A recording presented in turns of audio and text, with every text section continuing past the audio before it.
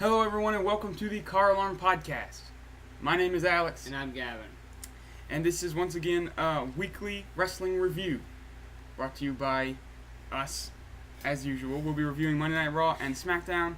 We're going to say which one we like best, and that's the whole shtick. And hope you don't hate us. Yeah, you can if you want, but don't.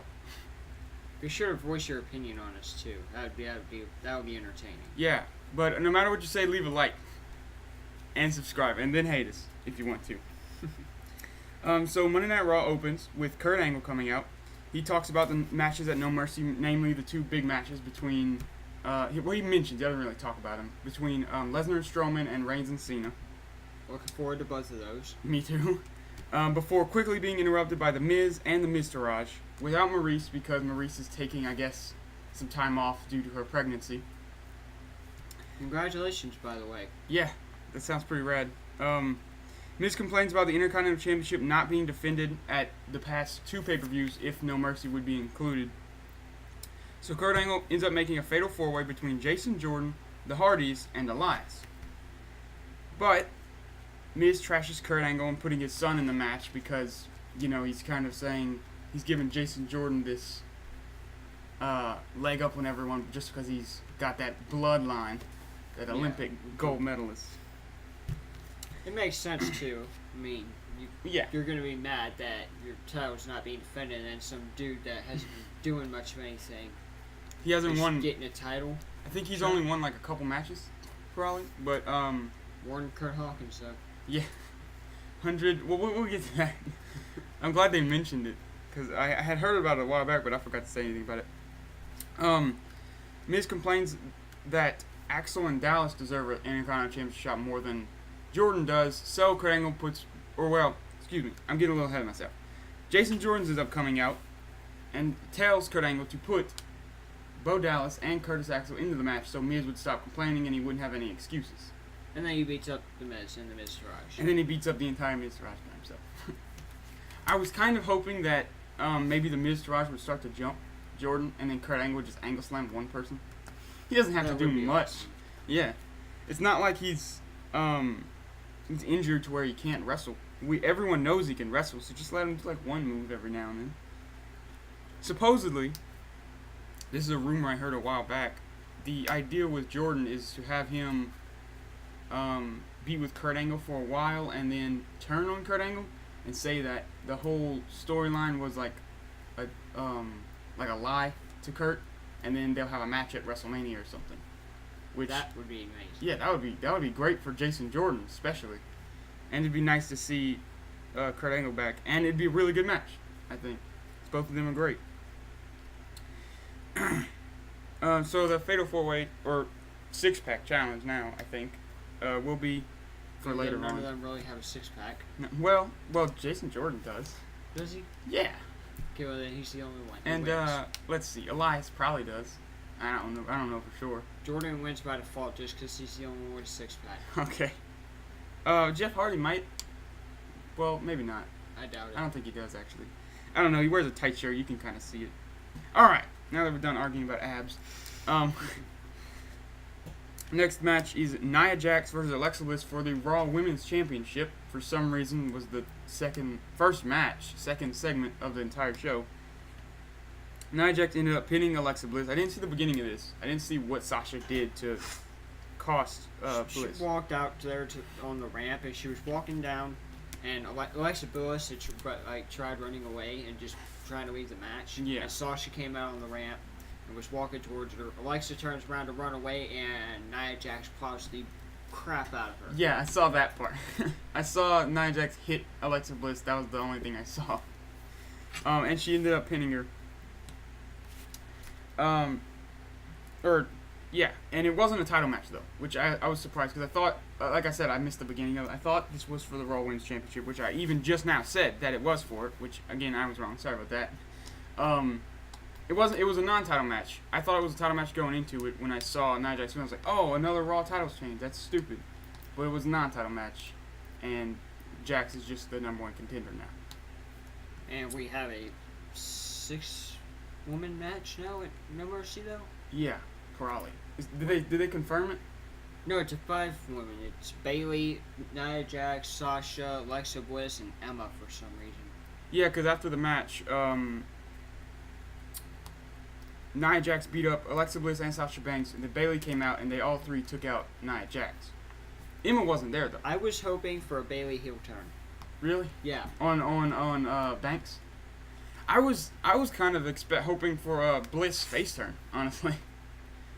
She's been heel for like what, a year, 2 years? Well, not 2 years. A little while.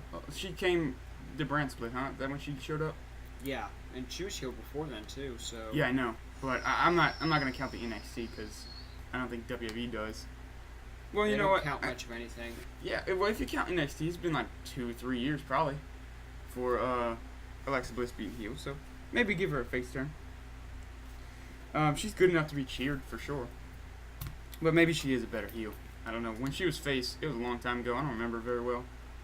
I don't know how good she was as a face. We'll find out eventually, maybe, hopefully. Yeah.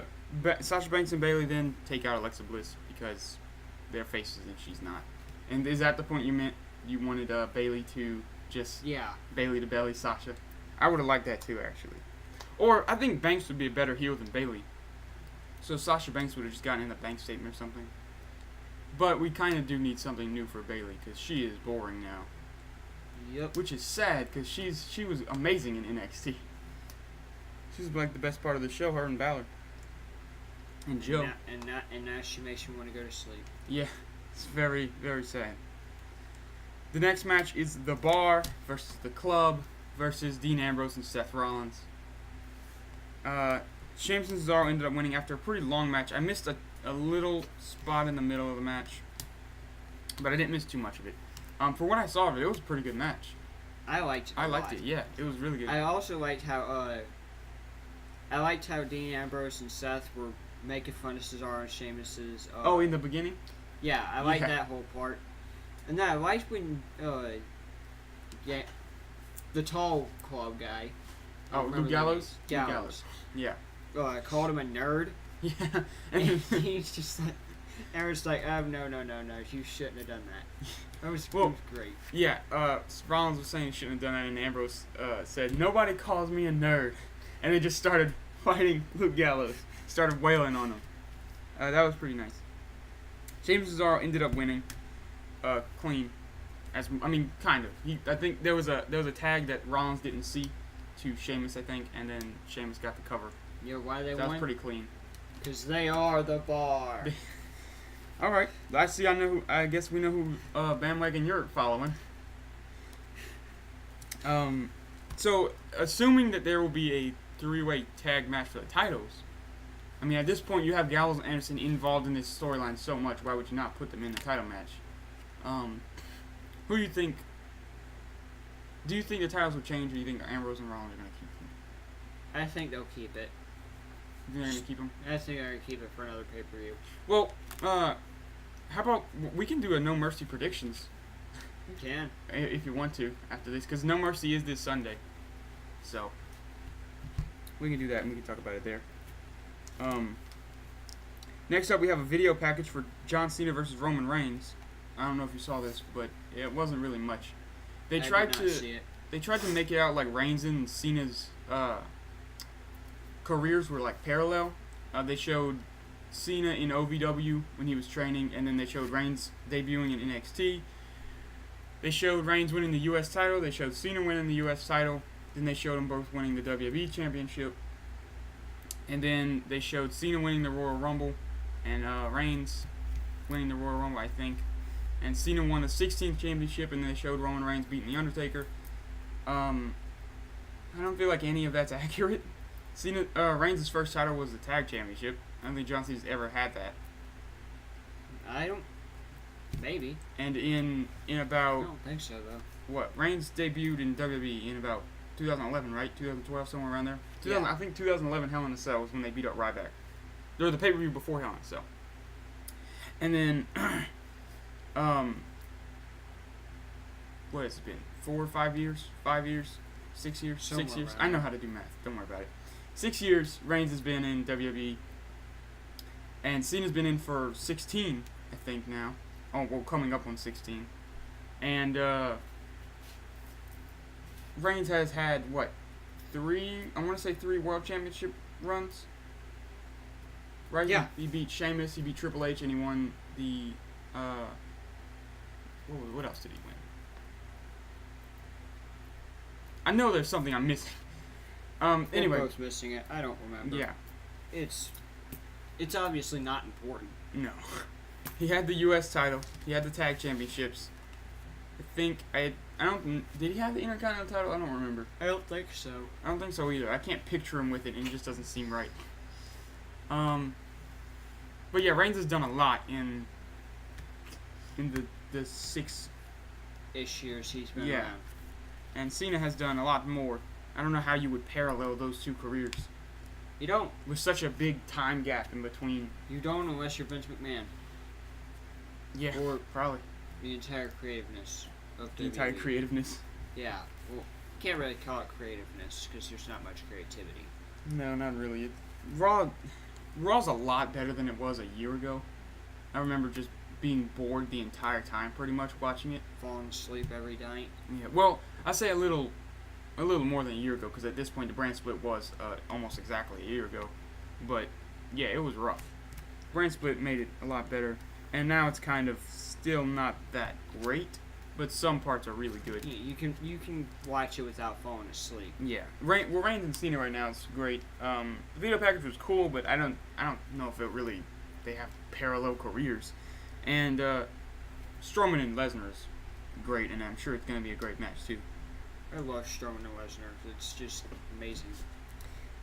Next up, Goldust is backstage with Kurt Angle without his face paint, and he asks Kurt Angle for a rematch with Bray Wyatt. Of course, Kurt Angle gives it to him, even though he doesn't want to because he got beat up last week. And he won't be wrestling, though, as Goldust. He'll be wrestling as Dustin Rhodes. The man behind the paint. Yep. And of course, it's basically kind of a squash. It was a little longer than it was a. I'll call it a lengthened squash match because that's all it really was. Bray Wyatt, of course, was going to win the entire time. I hope Goldust puts that paint back on because I like that character. So I hope that happens. Also, the paint makes him look a lot younger. Yeah, it does. I just think it looks good too. After the match, Finn Balor appears on the Titantron and says that the man created the demon. And since the man created the demon, which one does Bray Wyatt think would be more dangerous? I thought that was a cool little line for him. He didn't say too much more than that. Just kind of the basic same thing. But I just thought that was cool. Bray Wyatt Definitely stealing. a better promo than Bray Wyatt does. Yeah, I was gonna say Finn Balor stealing Bray Wyatt's Titantron gimmick. Bray Wyatt going on about freaking Sister Abigail and dead buzzards and bow and arrows. I did like fighting the sun. Fighting the sun. I did like the bow and arrow promo from last week. I think it was. Me too. That was nice. But yeah, Finn Balor. His promos are getting better though. Yeah, some they are. parts of it you can listen to the entire thing and it all relates somehow. Yeah, I hope he keeps that up. I think they are actually a little bit interesting if you listen to them with Balor. After Balor, I don't know what Wyatt's going to do, but I don't think I'm going to care. That's my prediction. I did want this feud with Balor, and I liked it for SummerSlam, and I like it still. Not quite as much, but the promos are nice. So, we'll see where that goes. Next up, Kurt Hawkins issues an open challenge to anyone so that he can end his 114 losing streak. That's not high enough.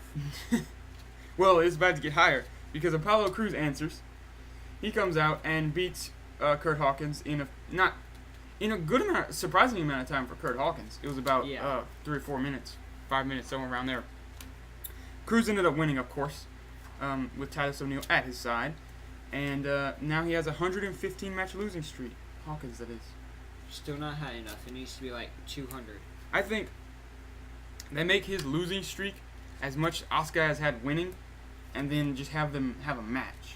One of them streak is gonna be. Oh wait, no, they could both. Both their streaks would continue. Yeah. If Hawkins win, both their streaks are broken though. Kurt Hawkins would have everything to gain from that. Yeah, he would. But he would lose. It'd be a squash match. Of course he would. It's Kurt Hawkins. What do you expect? Yeah. Get back with Zack Ryder. They can be the Edgeheads again. Even though Edge doesn't wrestle anymore. Don't bring down Zack Ryder. Don't bring Zack Ryder that low, man. Next up, Roman Reigns comes out. I probably should have put this after the video package, but it doesn't matter. Roman Reigns comes out, basically says that John Cena is a hypocrite after his feud with The Rock, and says that he will beat John Cena at No Mercy. There was nothing much to this promo. I kind of wish Reigns would have more called him a hypocrite, because he didn't. He kind of danced around the word. I feel like he could have just said John Cena's a hypocrite. He did once. Did he? Yeah, once. Okay. It seemed like he wasn't going hard enough at Cena, though, regardless. Because Cena was tearing Roman Reigns a new one every single week. Roman did not sound enthusiastic enough. No. He didn't sound like he hated John Cena. He just sounded like he was dissing a guy. And I mean, I guess he doesn't have to sound like he hates John Cena. That's probably the wrong way to say that, but he didn't sound, I don't know. He didn't sound angry. No. It just sounded like he didn't really care that much. Yeah, that's a good way to put it, I think. I didn't like how, in the end, when he dropped the mic, all the weird crap he was doing with his hands and stuff, I didn't like that. It just looked dumb. Yeah, he has this weird, I don't know what you want to call it, but, it doesn't seem like it's in his character. I know it's just Roman Reigns being Roman Reigns. That's just him, probably. But it seems like the big dog should just put his hands down and murder people, you know? That's the Roman Reigns I like better. I like the Braun Strowman Roman Reigns. But that's fine. There you go, put them two in a tag team together. Never do that, please. They'd be unstoppable. I'll cry. Yeah, Braun Strowman and Roman Reigns. Who's gonna beat them? Put Strowman and Lesnar in his team then. If you're gonna use that logic, I don't want either of those to happen.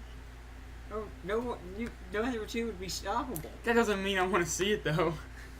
Unless you bring back Super Cena. Oh yeah, Super Cena's gonna job them both out. And even then, it may be a long shot because of Brock Lesnar. I don't know, man. Super Cena debuts anew with a cape.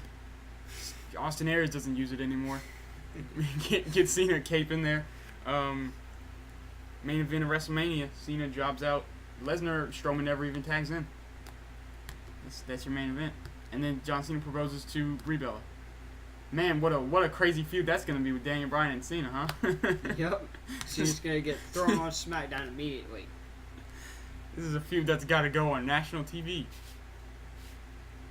We'll hack all the satellites and put it on every channel. I think it's just gonna be a 4-way marriage.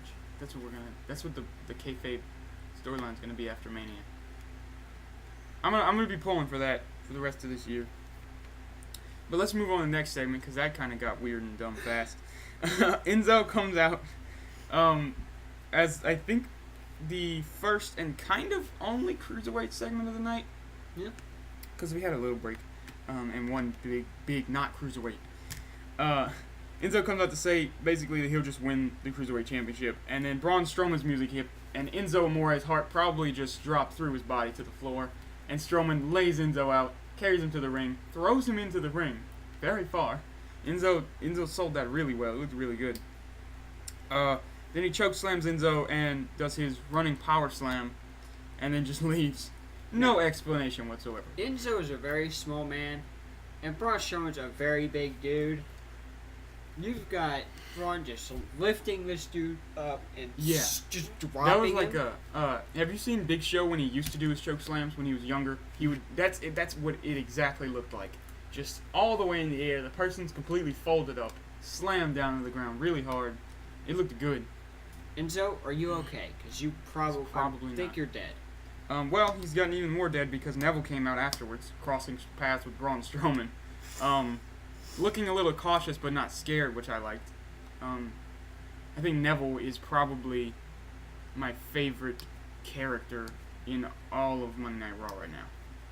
Just watching him Monday, it's nice to see Neville not, and I know it's been like this for a while now since he won the Cruiserweight Championship, since he came to 205 Live, but it's nice to see that he's not treated like just another jumpy, fast guy that is. Yeah, like he used to be. Yeah, exactly. Like Kalisto is now, kind of, but Kalisto's in a worse boat. He's not praised at all. They just say, hey, Kalisto, have a match, lose, and all right, we'll see you next month. Get thrown in a dumpster. Yeah. Well, he won that match. The dumpster match with Strowman. That was like a year ago at this point, huh? I think so. Months ago, at least. Something like that. Anyway. A long time ago. Yeah. Neville delivers a red arrow to Enzo Amore, and then he says, how you doing? And he does a little Enzo Amore dance. Just like Enzo. Did you see him do that? That was great. It was nice. Yeah, I it liked was. it a lot. Neville's great, again. I can just talk about Neville all day, probably. I don't want to. I kind of want to, but I'm not gonna. Yeah, we got other people to talk about. Exactly. A lot less interesting people, too. Neville had a match with Grand Metalik right afterwards. Enzo was taken to the back. And Neville ended up winning against Metalik via the Rings of Saturn submission.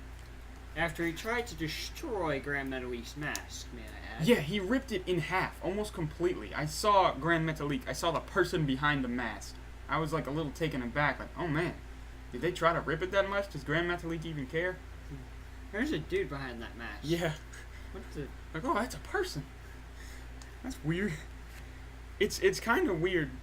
This may seem stupid to say, but when you're watching wrestling, or at least when I am, I don't really think about that there's actually a person behind the mask. I just see the masked wrestler as like a character. Mm-hmm. And then when the mask is gone, it's like weird. Like, why are you wearing that character's clothes? This is weird.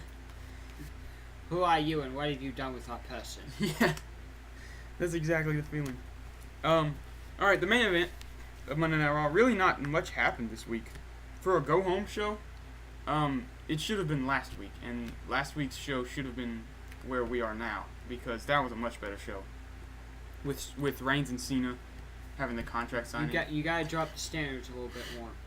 So that, just keep it going. Into No Mercy, you don't have us had with Bar to get. I'm sorry? I guess I kind of get what you're coming from. But, I think WWE would want to do more of like another Snowden episode. You know? Have it where there's no wrestling at all. Going into No Mercy. Just maybe a couple of promos here and there. And then you can have No Mercy just be squash matches. Except for the main event, Strowman and Lesnar, sorry. Where Paul Heyman gets the win. And becomes the new Universal Champion. Paul Heyman, the Universal Champion. Yeah, that's what I think should happen for No Mercy. Based off this Go Home episode. But we have one more match. It is the 6-pack challenge match for the number 1 contendership to face The Miz at No Mercy for the Intercontinental Championship. This was actually a pretty good match. Yeah, it was. It wasn't too terribly long, but it was good for what it was. Jason Jordan ended up winning after Jeff Hardy tries to pin Curtis Axel, and then I think The Miz breaks it up, yeah? I don't remember it that well. And then Jason Jordan comes in, or Curtis Axel tries to roll up Jeff Hardy, and then Jason Jordan pins Axel to get the win, right? That's how it happened. Huh? Yeah. I'm not good at remembering things. I liked how when Dean Ambrose hit the Dirty Deeds on. Nope, never mind. Wrong match. Yeah, what? Never mind. I was like, hold on. We can take a. I'm in the wrong match here. Yeah. Mr. Rogers ended up beating Jason Jordan to close the match and the show. Jason Jordan will face The Miz at No Mercy for the Intercontinental Championship. And The Miz can stop whining. For now. Yeah. Till he gets beat. Maybe. You think he's gonna? Yeah. At this point, I think Jordan's gonna beat him. Okay. So that's it for Monday Night Raw this week. We can move on to SmackDown if you want. Let's do it. All right. Okay, so SmackDown Live opens with Shane McMahon to address Kevin Owens' attack on Vince McMahon from last week's episode. Shane McMahon promises vengeance and then just leaves. That's really it. And condemns him to hell in a cell. Yeah, or hell in the cell, I'm sorry. Yeah, hell in the cell. Yeah, but that I don't know why they had him come out. It wasn't really. They could have just had like a Just show he's there. something. Yeah, I don't know. That seemed like there was. I expected something to happen afterwards, but nothing. He was only out for like 3 minutes. Then he went back. And we already knew it was a Hell in a Cell match, so maybe that's when you could have done the reveal. Last week you could have had Vince McMahon say that he'll fight Shane McMahon, and Shane McMahon says it's not just gonna be a match. If I'm gonna fight Kevin Owens, I'm gonna fight him in a Hell in a Cell. And then you can have that. That would have been better, but yeah, Shane, you didn't do much this week. No, he did not. The first match of You SmackDown. didn't really do anything. He didn't do anything. He just showed up and then left. Showed up, spouted out some stuff, and left. This seems like this would have been a Monday Night Raw Go Home episode. But it's not, because Hell in a Cell's a few weeks away. So, it's okay. I guess. The first match... The first match of SmackDown Live is Aiden English versus Randy Orton. Orton ends up hitting a kind of second rope midair RKO on Aiden English, getting the win. And then right afterwards, Rusev comes out and says that he would have been a national hero at SummerSlam for his home country in Bulgaria, but instead was a national disgrace thanks to losing to Randy Orton in 10 seconds, and he challenges Orton to a match. Randy Orton accepts. Aiden English jumps on the rope after being beaten. Orton goes after him, turns around, super kick by Rusev, 1, 2, 3, squash. And then 10 Rusev's seconds. running around screaming, "I got him." Yeah. I actually did like this I did too. because it helps Rusev out. Because going into Hell in a Cell, had they not done this or anything like it, I don't think it would be believable that Rusev would even come close to beating Orton because of the 10-second match they had. So I think you needed something like this to at least make it a little more even. And not just one-sided.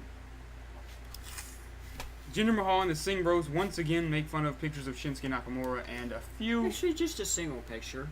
Yeah, okay, fair enough. One picture several times. And a few racy jokes. Making fun of a Japanese-American accent. But it's okay. It's okay because He's foreign? Jinder Mahal is Canadian-Indian. Yeah. Or Indian-Canadian, however you Canadian. Canadian. There you He's go. Canadian. WWE, Wow, that sounds even worse. you can't lie to us. He's not from India. We know that. You can just call him Canadian, and that's fine. Is that racy? I don't think that's racy, right? We're just No. combining words. That's fine. Gotta watch yourself on the internet, man. I don't. Other people watch me for me. Yeah, there you go. I don't watch me. Fair enough. The next match. Yeah, is- sorry. you got Yeah, more to say? sorry, WWE. You can't hide the fact that Jinder Mahal is an actual Yeah. Canadian. He's from Canada. We have Google. They even have that in Canada and Wikipedia. India. Any internet source about Jinder Mahal can say he's... WWE probably even says he's Canadian on their website. Probably Maybe. says he's from Canada. So, yeah, the whole Punjabi stuff, you should be having him walk around with maple syrup and a maple leaf flag. Yes, Canada, I'm making fun of you. And I always will. Let's move on, though. Alright, the next match we have is Corbin's promised U.S. Open Challenge answering. Probably could have structured that a better way, but Corbin answered AJ's Open Challenge match for the U.S. Championship. However, Baron Corbin, being the brilliant person he is, wanting that United States Championship, attacks AJ Styles before the match during the introductions. Now, before what happens next happens, why would Baron Corbin do this? Now, I guess if he attacked anger? him, yeah, but he wants the U.S. title, right? Yeah. So why would he attack AJ and not stop? By the way, because if you want to attack him before the match and then back up, get a little bit of a heads up, which always happens. People do that all the time. But he just kept going on until Ty Dillinger ended up coming out. We get taking Ty out, Dillinger on SmackDown. Yay! we do, and seemingly in a triple threat at No Mercy, which I would like. He comes and he clocks the leg of Baron Corbin, and they fight on the outside before, again, as always, Baron Corbin ends up getting the best of Ty Dillinger, gets back in the ring, and AJ Styles gets a calf Crusher. Now, Listen, I'll get. Crusher. He gets that darn leg submission on Baron Corbin, and Corbin taps out despite the match not being started to end the segment. So that was it really. Got that cash cruffer. You got that English good, dude. I'm just gonna call him the good old leg crush submission move. There you go. That's easier to say for you. Here you go. AJ's splendid leg splinter. I'll come up with something for it. But yeah, so Corbin didn't get his match. Nothing happened later on the night between the three. So I have to wonder why Baron Corbin would attack AJ so much. And I know you can say it's not really his fault because Dillinger, maybe Corbin was planning on starting the match, but Dillinger came out and messed his leg up. I don't know. Which, by the way, he was very, very mean backstage about it. Screaming at Yeah, he was Renee very Young angry about it. Yeah. What? What do you want? Do you want me to complain? No! Which he did immediately afterwards. Corbin's just a little crybaby these days, which is sad because he was Mr. Money in the Bank. What? Half a month ago? A month ago? But who's the only other person besides John Cena to lose his Money in the Bank cash in? Baron Corbin. Damien Sandow. Shh. Sandow Who? lost. Who? Fair enough. You know what? Yeah, you're right. Yeah, I don't know who I'm talking about. I forgot. Chris Benoit, what? That guy's actually erased. Yeah. Yeah, he actually is. Which is very sad. Yeah. So Charlotte talks about Ric Flair getting better in the hospital, which if you didn't know, Flair had been in the hospital for about, I think, a week or so. I actually didn't know that. Yeah, I was going to mention it last week, but I think I forgot about it. But, yeah, so he's apparently doing good, getting out of there, which is great. We don't want to lose Ric Flair. Yeah, that would be awful. Ric Flair's great. As much as we may make fun of him, I think we still love him, so. Woo! That's right. Charlotte talks about Rick getting better and thanks everyone for all the support. Before Natalya comes out and says that tonight is a celebration of all women by focusing on one woman. And then she reveals a big poster of herself, of course, holding the SmackDown Live Women's Championship. Charlotte then says she wants a title match. Becky comes out and wants a title match.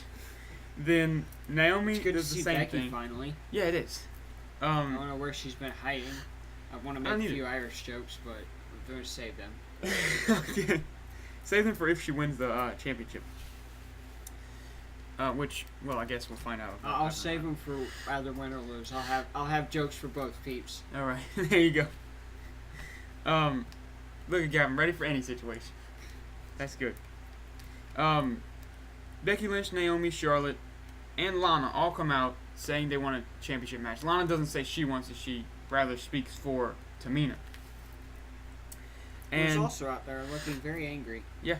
As usual. she's looking very I think she just has a resting anger face, you know.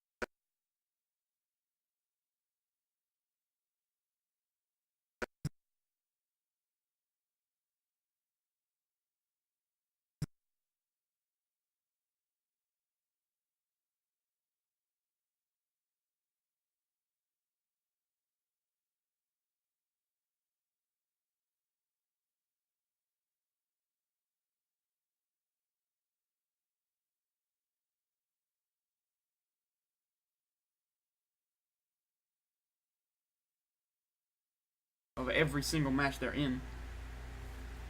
I didn't see some of the beginning of this match, but I saw the rest of it. No fashion files this week, may I say? Yeah, none. Which is sad because I really like that. Did Fashion KO Files. really cancel it? I Yeah, hope not. I know. It's done. We're done with it. Okay, yeah. So the next segment, or the rather, technically kind of next segment, but still a continuation of the Hype Bro situation. They're backstage, and Mojo Rawley tells to Zack Ryder that if they want to start winning, they may have to do something drastic. And that's the end of that. Heel turned new zombie priests. They're under Zombie. Everyone just becomes a zombie priest when they turn heel, getting Yep. that zombie invasion. Yep, Undead invasion. everybody's gonna be falling under the spell of the Undertaker. Yeah. He's just gonna come back. I control SmackDown. Paul Bearer returns. And then everybody goes face. If Paul Bearer returns, I will quit watching. I'm sorry. He did. We got an actual zombie. Yeah, a real zombie on SmackDown. Nope. Brawl will be my new favorite and the only Paul one Bearer. I watch. Paul Bearer was rad. I wish he was still around. Me too. He was cool. We got another Dolph Ziggler situation happening. Dolph Ziggler mocks Triple H's entrance, then Shawn Michaels, and then the DX as a whole, but really just the modern DX of Triple H and Shawn. I'm liking this, surprisingly. It's all right. I don't think it was as good as last week's with Bayley and The Ultimate Warrior. the Ultimate Warrior, but it was okay. It was fine. I'm liking these. You know, it's giving Dolph something to do, and it's actually pretty entertaining. Yeah, it's kind of entertaining. It's not bad. It's better than what Jinder Mahal's doing. So, Everything's better than what Jinder Mahal is doing. Jinder Mahal is the worst. well, If you're not including the Great Khali. at least Kurt Hawkins isn't champion. That's better, right?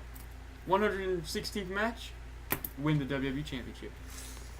The next match, let's move on because I don't even want to talk about that. That sounds like a terrible nightmare. Yeah, let's just go. The main event is the Fatal 4-Way Women's match for the #1 contender shot at Hell in a Cell. I didn't see, again, a little bit of this match. Not much of it. It was just the beginning. I didn't bother rewinding it because it was just after the entrances. I went and got me a good old bite to eat, as they say. And I came back, and it was about 2 or 3 minutes in, so I didn't bother watching it. But from what I saw, it was a pretty good match. I enjoyed it. Some good spots. Tamina was pretty dominant for a little while there. It was good. I liked all of it. I want to see Tamina versus Nia Jax. I'm sure that'll happen. I'm sure the next shake-up or whatever is definitely going to happen. So, let me try to remember the finish properly. Tamina... Alright, hold on. I'm trying to remember. I should have written it down. I knew I should have written it down. Someone distracted... Do you remember the finish of the match? I do not. Okay, someone distracted Tamina. I remember that, I think. Or Tamina had done something. Then she knocked someone out of the ring, and she turned around, ate a big boot from Tamina, from Charlotte. Tamina's very flexible. She could big boot herself. And Charlotte ended up pinning Tamina for the victory. I didn't think it would come from a big boot. It was kind of a sloppy big boot, but the match was good. It works. Yeah, it works fine. So Charlotte will face Natalya at Hell in a Cell for the SmackDown Live Women's Championship. Inside. Hell in the Cell. Maybe. Not confirmed. But maybe. I'm predicting. Yeah, probably. As long as we can actually get someone thrown through a table instead of just onto it, we're good. Yeah. Like you mean like Sasha? Is that what you're referring to? Yep. Sasha Banks being 12 pounds too light to go through the table? 12 pounds too light. I mean, jeez. It was like I was throwing this notebook right here, this little bitty notebook. It's a 5.5 inch by 4.4 inch notebook. If I'm just throwing it on this table, that's what Charlotte was doing to Sasha Banks. It's just, it wasn't doing anything. It was a pretty good match, though. The finish was It was really bad. good. The finish was sucked. I remember that. But the match was good. That's the only part I didn't like, though, was the finish and the fact that Sasha Banks weighs like 12 pounds. Yeah. You didn't like that. I don't like how much that girl weighs. I knew what you mean. It was kind of funny. Yeah. Oh, that was loud. That was really loud on the readout. Make sure for that part you turn down your earphones. Yeah, now's the time for the warning for the headphones. About a minute past when it happened. That's a good time. Turn down your hearing phones for that part. You'll be good. Your drums will definitely not die. Yeah, listen to the last few minutes first, so you know when to turn down your headphones. Even though we're not gonna edit it that much, and so good luck. Hopefully you won't be broken. Don't listen to it with headphones. Then how about that? If you are broken, be Matt Hardy broken. Yeah, if you're broken, give us a subscribe. Like this video if you're broken. Dislike if you didn't watch this video and didn't click on it. There you go. So there you go. I don't think we have much left to talk about. We're running out on SmackDown. So I have one question. This goes for Raw though. Matt, I just reminded myself of this. I heard somewhere that Matt Hardy isn't gonna be broken. He's gonna be woken. Yeah.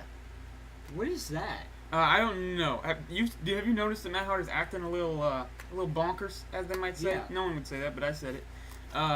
He's acting bonkers. Yeah.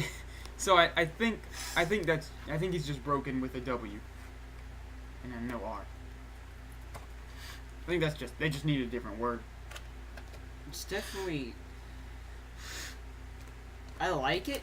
I'm just very confused on how they're gonna go about doing this. I don't know if it's canon even. I think it might have just been like a. I don't know. We'll see. I had to see. I'm interested. They may have just leaked it to see how we react.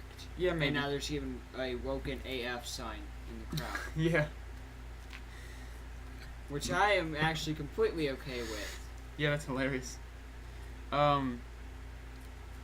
Yeah, I don't know. I'm interested to see what they're gonna do with Matt and Jeff for that matter.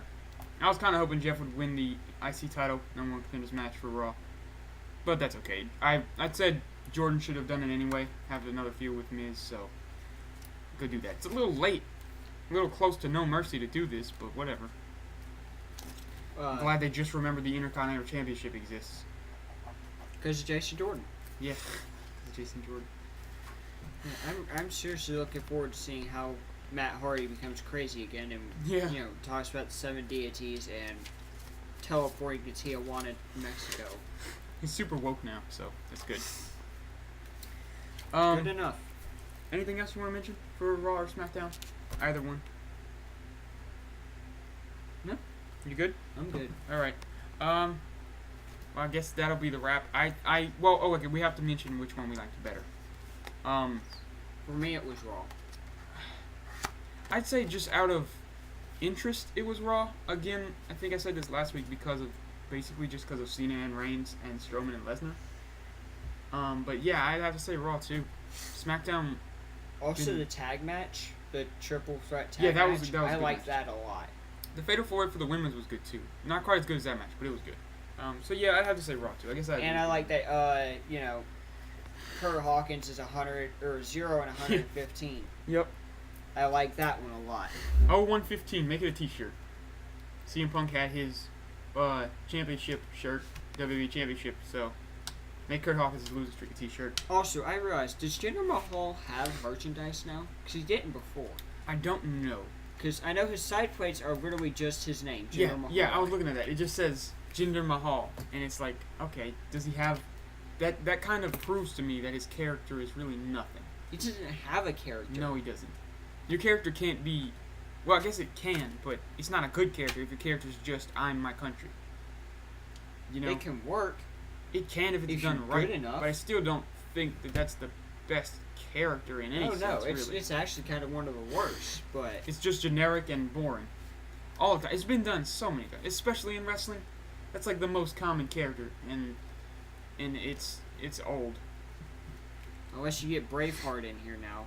You're good. Get Sheamus, paint his face. He's all about Ireland now.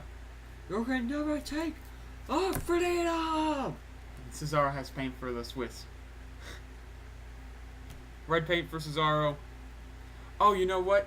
You could put orange paint on one side of Sheamus' face and green paint on the other. And then the white for the Irish flag would just be his skin. That'd be pretty awesome. I think that would actually look pretty cool. Then you could have him be the Irish flag. There's face paint for Sheamus if he ever wants to wear it. You don't have to give credit to it, Sheamus. You're welcome. I think that's gonna do it for this episode. What do you think? That's about it. I'm good. Okay. You can follow us on Twitter at CarAlarm Podcast. You can follow us on Facebook. You type in the little search bar at Sounding CarAlarm. You'll find our page. Give us a like, subscribe, I guess. I don't know if you subscribe Follow. to page. Yeah, follow. There you Yeah. go. Follow our page on Facebook. Sorry, I don't really know how Facebook works that much. Neither of us do. So, yeah. Be sure to like, subscribe, and all that good stuff. We are CarAlarm. Peace out. Thanks for watching.